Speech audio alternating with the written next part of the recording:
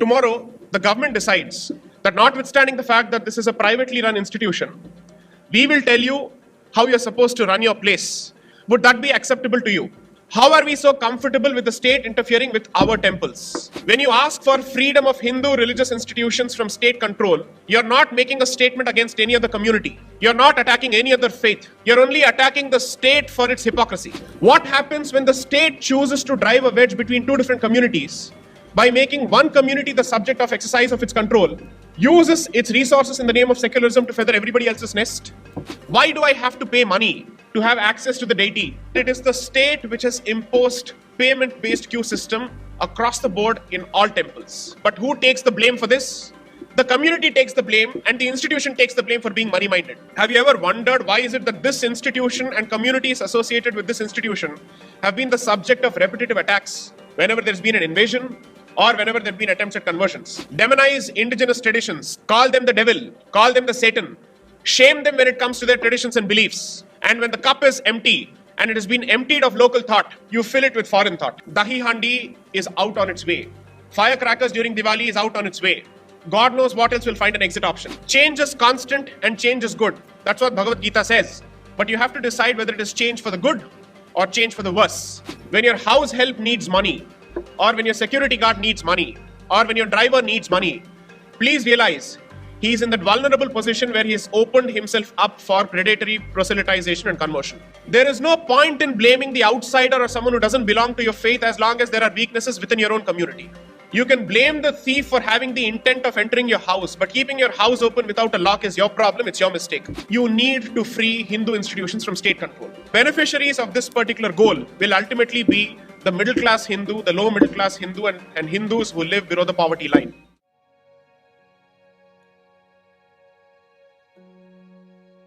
I'm not a religious person. I can't call myself a religious person. I'm not particularly devout. I don't go to temples frequently. I don't participate in religious rituals. Not that I'm an atheist. It's just that I'm not irreligious either. It's just that I perhaps don't have the interest or the inclination. But thanks to my upbringing, I would certainly call myself as someone who's cultural. I see a lot of value in culture. I see a lot of value in holding on to your roots to some extent, because that is what gives you your identity. One of the pet peeves that I have chosen for myself over the last few years is to free temples from government control. Most people assume that this is an elitist cause. Most people assume that the cause of the temple is effectively the cause of the Brahmin, or it is the cause of one caste or one community. As far as I'm concerned, that institution belongs to everyone who falls within the Hindu fold. And therefore, if you're trying to free temples from government control, you're not fighting the cause of one particular caste or community, but you're fighting the cause for an entire faith, for an entire value system, for a group of communities, so to speak. India is a secular country. Is that the assumption? Yes or no? At least on paper. If it is a secular institution, if it is a secular country, therefore the state is supposed to maintain a distance from religious institutions. Yes or no? Yes. If that is the answer, isn't the state supposed to maintain a distance from all religious institutions? Therefore, the amount of control that the state exercises over religious institutions of different faiths must be at least similar or the same? Yes. Do you have an endowments board for mosques? Do you have an endowments ministry for churches? Do you have an endowments ministry for gurudwaras? Do you have an endowments ministry for synagogues in this country?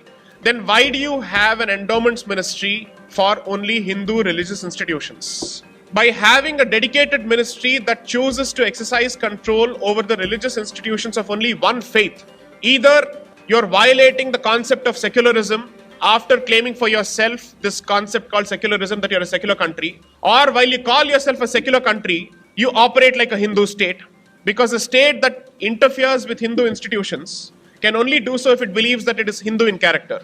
These are the only two options available to you.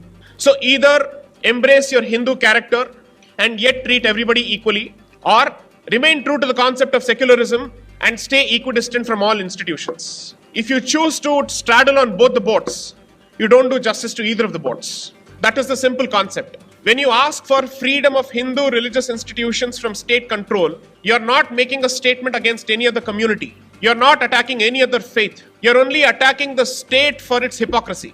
Ask any member of my generation, or perhaps this age bracket of 18 to 25, and you ask them, what is it about a temple that you hate the most? The one thing that comes out automatically as an instinctive response or an intuitive response, you have to pay money for some of these cues. Why do I have to pay money to have access to the deity? Why do you have these special lines? Why do you have these special cues? But then you ask them, so who has imposed this structure? Who has imposed this rule? Most people won't even be aware of the fact that it is the state which has imposed payment-based queue system across the board in all temples. So if you go to some of the popular temples in Tamil Nadu, today a payment-based queue system has gone to the extent where if you need a special darshan, you need to pay close to 2,000 rupees, 3,000 rupees or 5,000 rupees. Are you aware of this temple called the Sabrimala Swami temple in Tiruchendur? Very popular. It's on the beach. From 500 rupees to 700 rupees, now the special queue system has gone to 1,000, 2,000 and 3,000. The community is rebelling, but the state continues to impose that particular structure. But who takes the blame for this?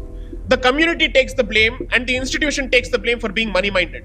What happens when the state chooses to drive a wedge between two different communities by making one community the subject of exercise of its control, uses its resources in the name of secularism to feather everybody else's nest? How is it that when it comes to these resources, it is everybody's money? I'm sorry if it sounds narrow, I'm sorry if it sounds parochial. I'm completely open to the resources of this community being used for everybody else's benefit, so long as their resources are also available for everybody else's benefit. The simple basis of the principle on the basis of which you operate is reciprocity. I will do to you what you will do to me. Is this unreasonable? Is this illogical? Am I saying something that is communal? Am I saying something that is fascist? Am I saying something that is bigoted? Logic is perhaps the better way to approach a proposition as opposed to emotion and rhetoric. So I'm merely testing the validity of my proposition on the basis of logic. These are questions which you have to ask. Tirupati with its resources, is it capable of not investing in free education, free basic education for members of the Hindu community, at least in Tirupati? Is it possible or not? It's possible. Then what stops it from investing those resources in them, in the community? When you know for a fact that conversion is on the rise in and around those districts, and money is a problem as far as people living in that particular area is concerned, is it not possible for this particular institution, which is supposed to be the richest temple in the world, or the richest religious institution in the world, to invest in the community? But does it have a say in who can use its resources? The institution has no say. Tirumala Tirupati Devasthanam had a separate act before 1987. Post 1987, when the HRC legislation of Andhra Pradesh was amended, pursuant to recommendations by Justice Challakondaya Committee, the TTD administration was merged with the HRC administration. And there is a specific chapter that deals with it. Anybody who thinks that this legislation is only meant to regulate and restrict and to ensure that there is no corruption fails to realize that wherever there is state, there is bound to be corruption. That is the reality. Are you telling me that state as an institution whose corruption is there for you to see on a daily basis in every newspaper is the single institution in which you will put your faith with respect to the resources of your community? Doesn't make sense at all. When tens and thousands of crores of rupees are involved, are you saying that the Indian state, regardless of whoever is in power, whichever party is in power, is capable of running that institution without corruption? Is that even possible? Yes or no? The second largest owner of real estate in this country is the church. Please tell me, do you think it is impossible for any kind of corrupt dealings in the church when it comes to the kind of land it holds? Is it inconceivable? Yes or no? It is possible, right? Does the state choose to interfere with the activities of the church, citing corruption? Then why is it that you choose to make an example only out of this community, as if corruption is peculiar only to this community? There are close to 39,000 temples in the state of Tamil Nadu alone. And there are over 400 temples which have been notified by UNESCO as places of heritage, world heritage, global heritage. Out of these 39 temples, 38,265 temples are under government control. So is this the assumption that 38,265 temples require the presence of the state? And do you know what is the income of these places? Less than 10,000 a year. That is less than 800 rupees a month. What corruption are you talking of in an institution that can't even earn 800 rupees a month? What business does an executive officer or the state officer have in such an institution? If the state chooses to appoint people who shall be the trustees of the board, Can you call it an independent institution? Is there a distinction between appointment and election? Yes or no? Election would mean community participation. Yes or no? Appointment would mean zero community participation. Yes or no? Your trustees are appointed. They are not elected. Trustees of every other institution, of every other faith are elected. The Gurudwara elects its own trustees. The Waqf elects its own trustees. I want parity in treatment. I want equality in treatment. The Supreme Court is so obsessed with equality these days. I am asking for equality in treatment. I am asking for the same equality to be applied as far as this group of institutions are concerned. How many of you are aware of the fact that temple at one point of time used to be the institution for lending money, used to function as a bank? The trade guilds were established from within temples. It is important to reinforce the centrality of this institution called temple in the lives of people. Not to make them religious, but to at least make them cultural to some extent. Tomorrow, the government decides that notwithstanding the fact that this is a privately run institution, we will tell you how you're supposed to run your place. Would that be acceptable to you as far as this particular institution is concerned? If it is not acceptable to you when it comes to a private institution such as this hostel which is run by a certain community, how are we so comfortable with the state interfering with our temples? How is the example any different? How is the situation any different? The temple at the end of the day is more than a religious institution in the life of an average Hindu. Have you ever wondered why is it that this institution and communities associated with this institution have been the subject of repetitive attacks whenever there's been an invasion or whenever there have been attempts at conversions? Because at least to the person who is a non-Hindu, he has identified that this is the institution that plays a central role in the lives of an average Hindu. So if you choose to go after this nerve center, if you choose to go after this particular institution that plays a vital role, it is bound to have a domino effect on the community. The strategy as far as India is concerned has been no different from the African experience. Demonize indigenous traditions, call them the devil, call them the Satan, shame them when it comes to their traditions and beliefs. And when the cup is empty and it has been emptied of local thought, you fill it with foreign thought. When your house help needs money, or when your security guard needs money, or when your driver needs money, please realize he is in that vulnerable position where he has opened himself up for predatory proselytization and conversion. Because you're never in that shoes, you're never in that situation, you're never in that circumstance. It is easy for you to say, how can he convert for the sake of a few thousand rupees? For him it is important.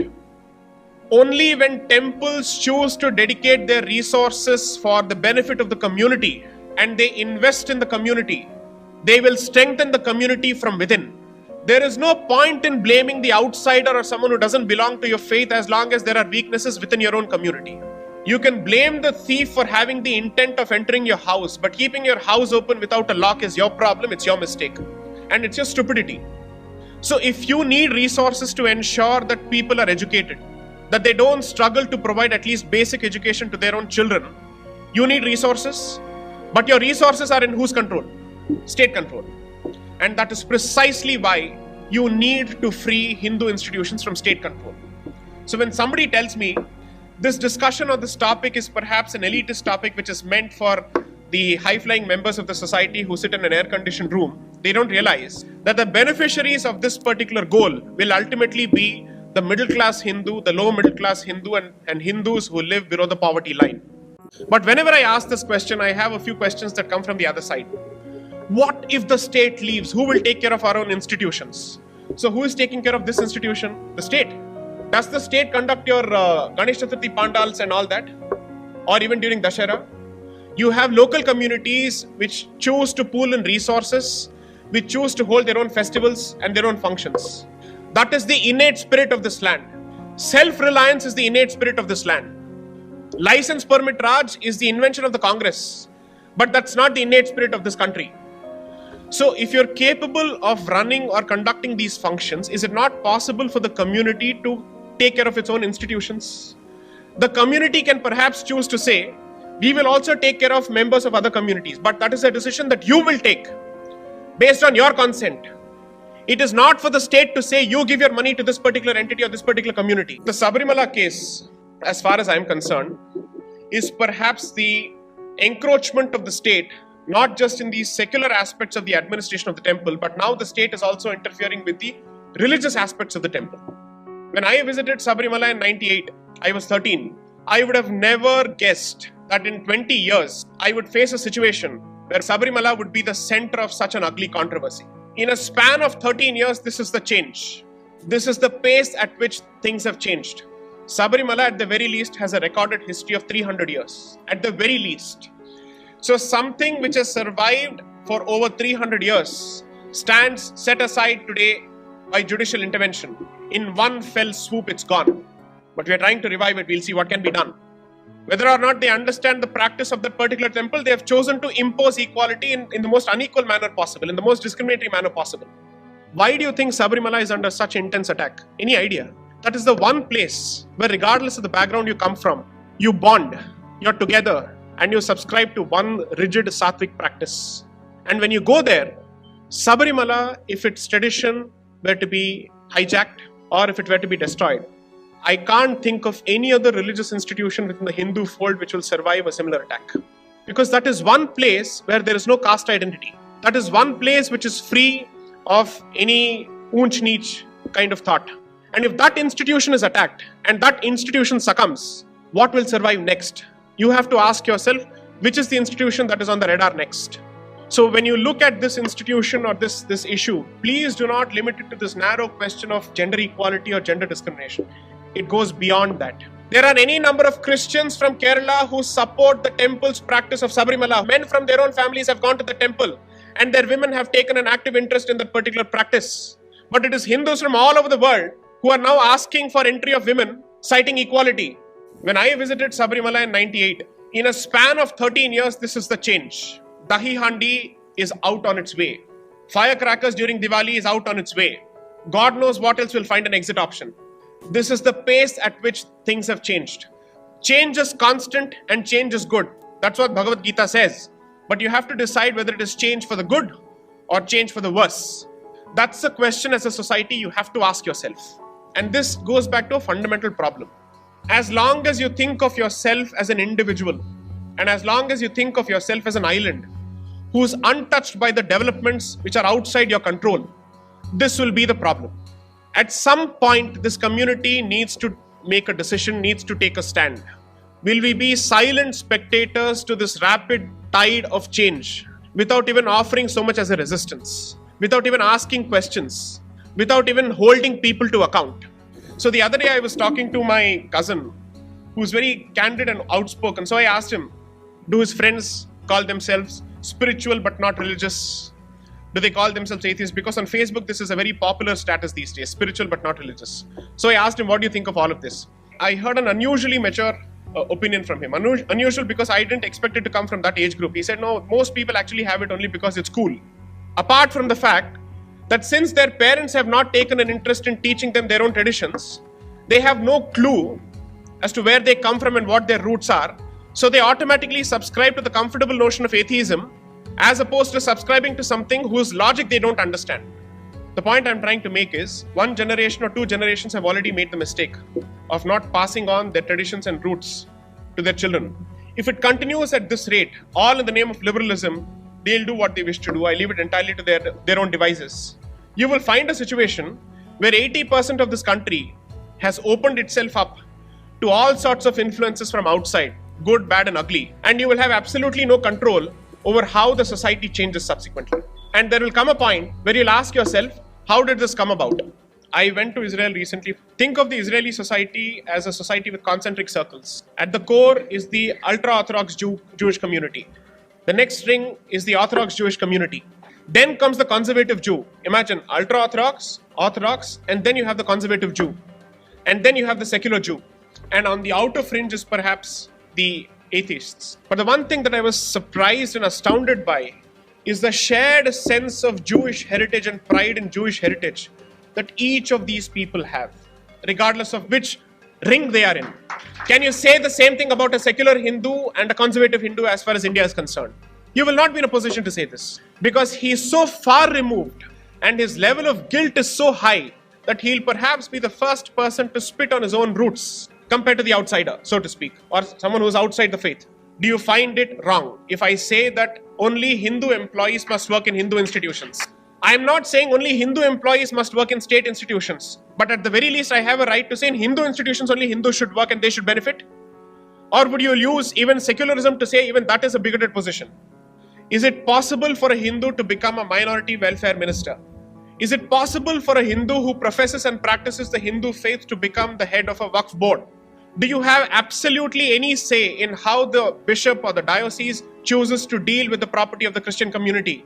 If these basic questions are bigoted, and it is the Hindu who sees this position as bigoted, I pity him because he is digging his own grave or her own grave.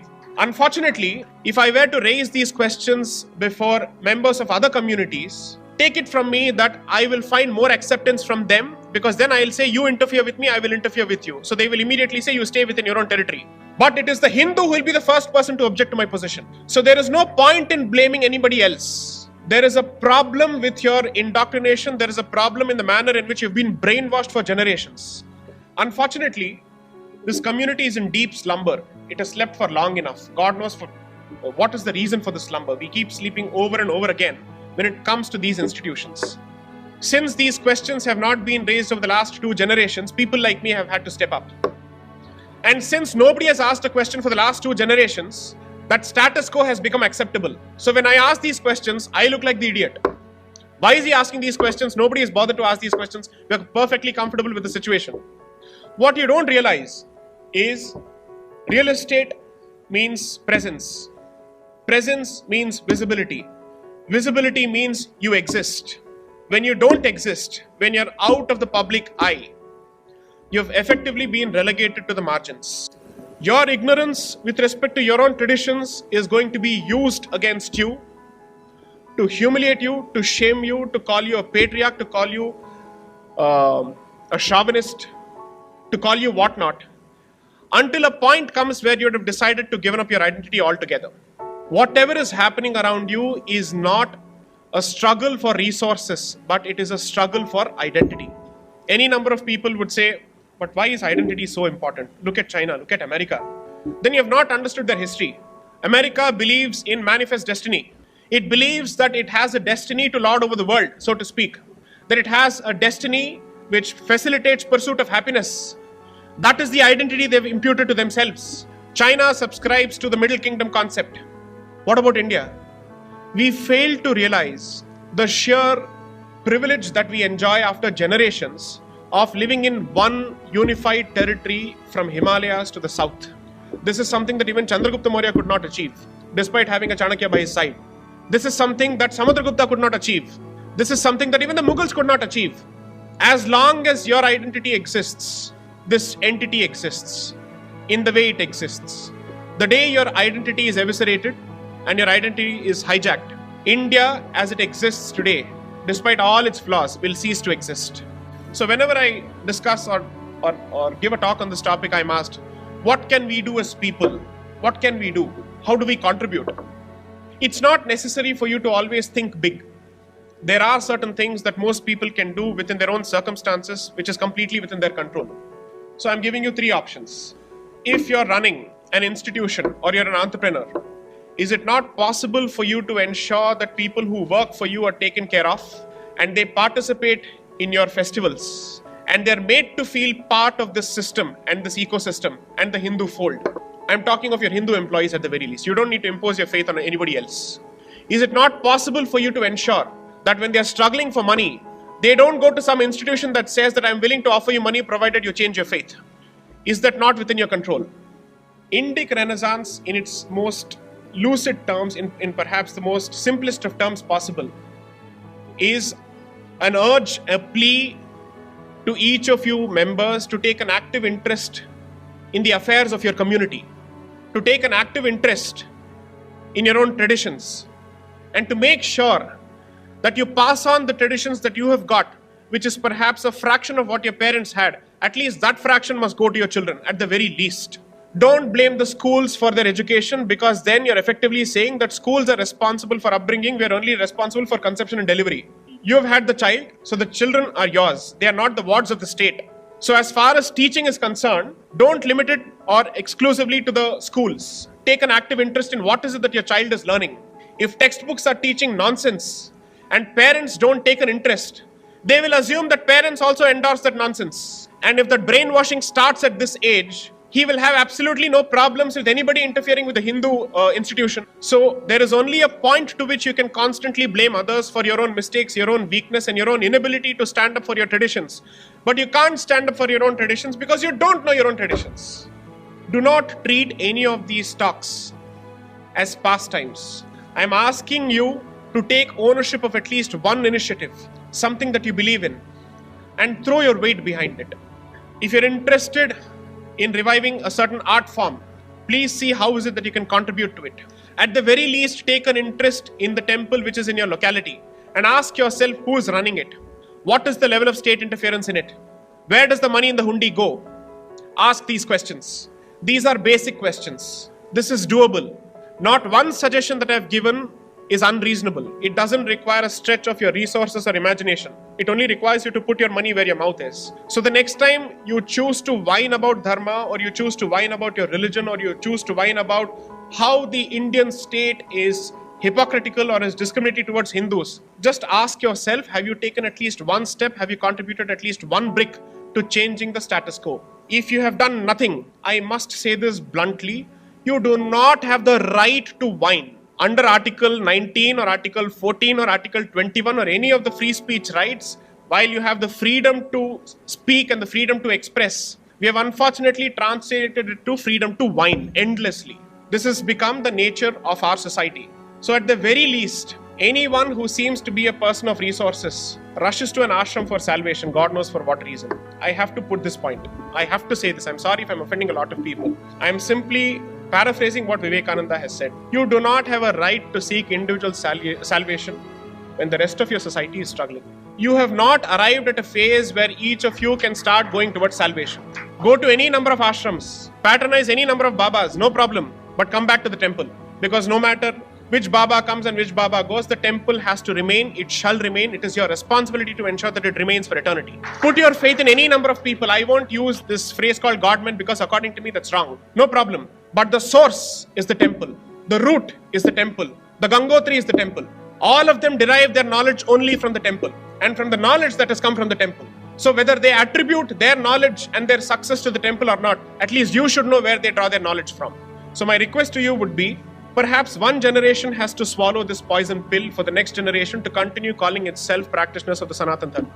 In a democracy, what happens is, it is meant to give you the freedom to pursue your own goals, your own, let's say, dreams. But it also unfortunately gives you the luxury of passing on your duty to the next generation. I can't do it, somebody else will do it.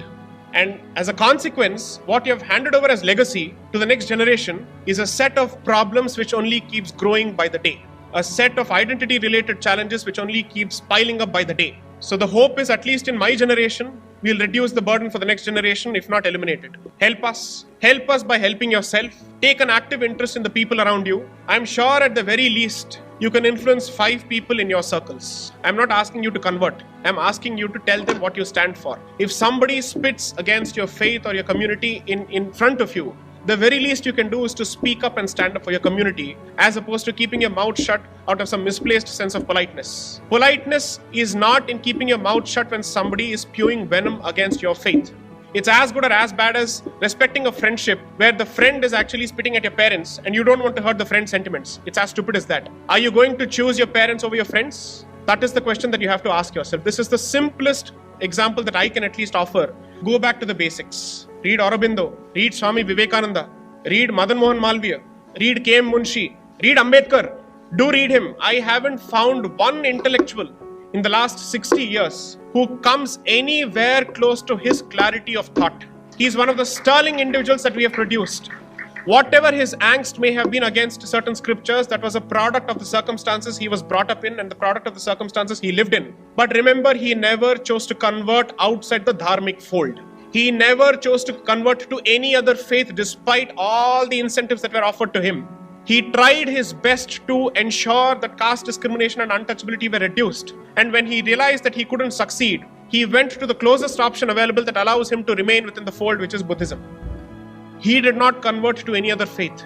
So anybody who uses Ambedkar to divide this community is a motivated, useful idiot in the hands of those who have an agenda. He's useful for them and he's an idiot for me. So therefore, he's a useful idiot. So my request to you would be, as opposed to offering sweets to each other on festive occasions, distribute books. Make sure that people are aware of their roots. Community participation or community celebration of festivals is important. The very least that you must develop over a point of time is the power of argumentation. But you need information before you argue. So try and equip yourself with as much information as possible. When your child asks you the reason for a certain practice, at least admit that you don't know and try to answer the question the next time he asks you that question. As opposed to saying this is some superstition. Merely because you know nothing, it can't be superstition. That is not the definition of superstition as far as I know it. So my request to you would be, if you can't think of the society, let's be Indians and be selfish. Think of yourself, think of your family, think of your children, and for their own sake, take an active interest in protecting your tradition.